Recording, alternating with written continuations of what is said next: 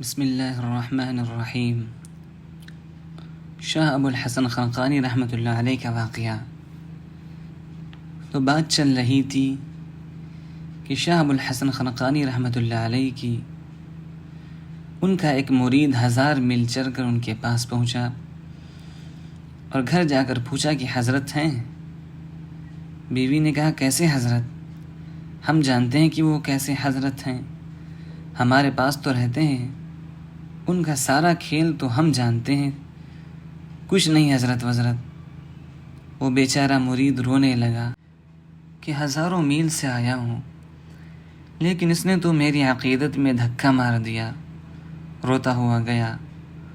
محلے والوں نے دیکھا تو کہا وہ بڑے اولیاء اللہ ہیں، بیوی کی تکلیفوں پر صبر سے اللہ نے ان کو بڑا مقام دیا، جاؤ جنگل میں ان کے مقام کا پتہ چلے گا۔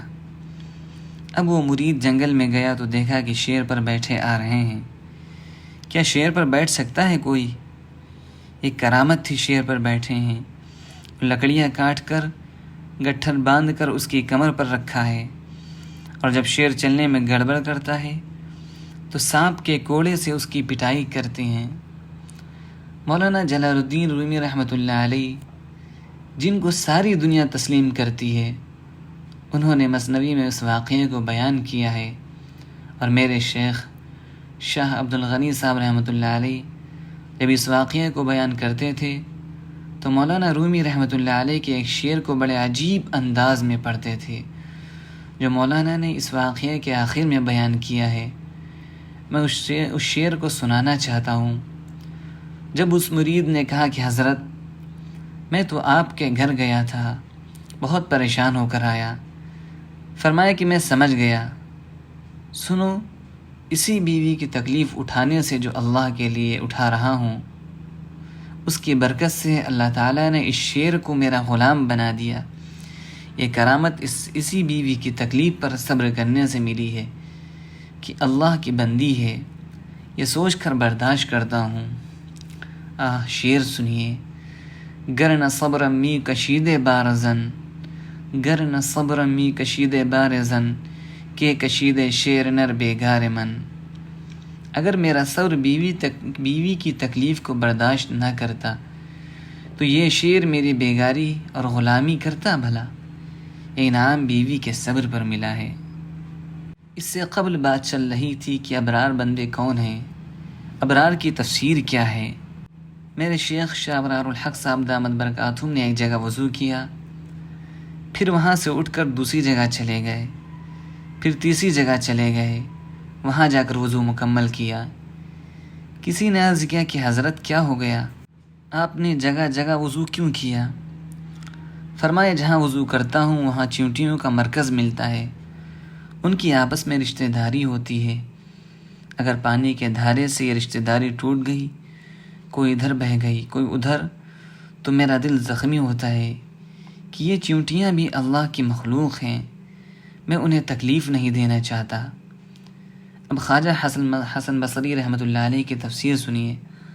قال الحسن البصری فی تفسیر الابرار الذین لا یؤذون الذر، یعنی ابرار لوگ وہ ہیں جو چیونٹیوں کو بھی تکلیف نہیں دیتے۔ ہاں میرا مرشد ابرار الحق بھی ایسا ہی ہے۔ شاہ ابرار الحق صاحب دامت برکاتہم کو دیکھیے کہ چیونٹیوں کو بھی تکلیف نہیں دیتے، اور آج خواجہ حسن بصری رحمۃ اللہ علیہ کی تفسیر پر میرے شیخ کا مقام دیکھیے۔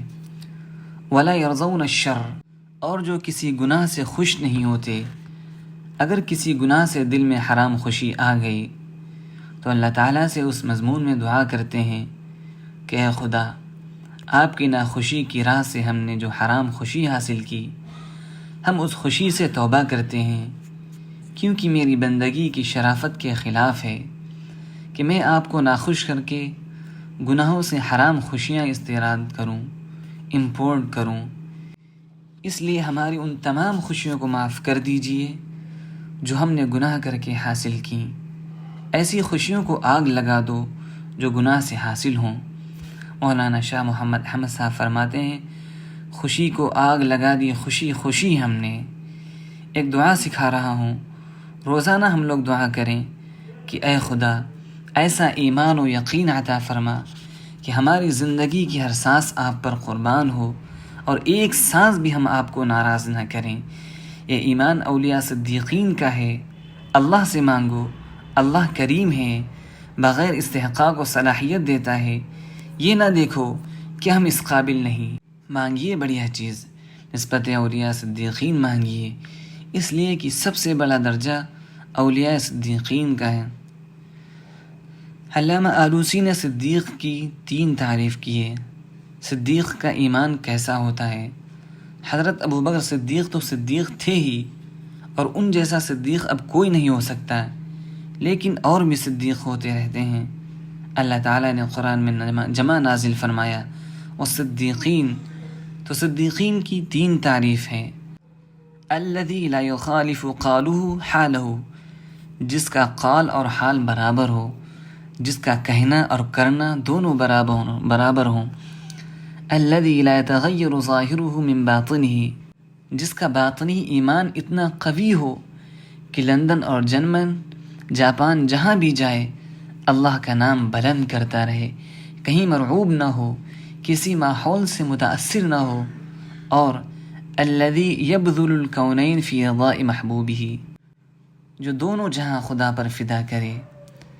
جب میں نے علامہ آلوسی رحمۃ اللہ علیہ کی یہ تفسیر بیان کی تو ایک عالم نے پوچھا کہ میں دنیا تو اللہ پر فدا کرنا چاہتا ہوں، لیکن آخرت کیسے فدا کروں؟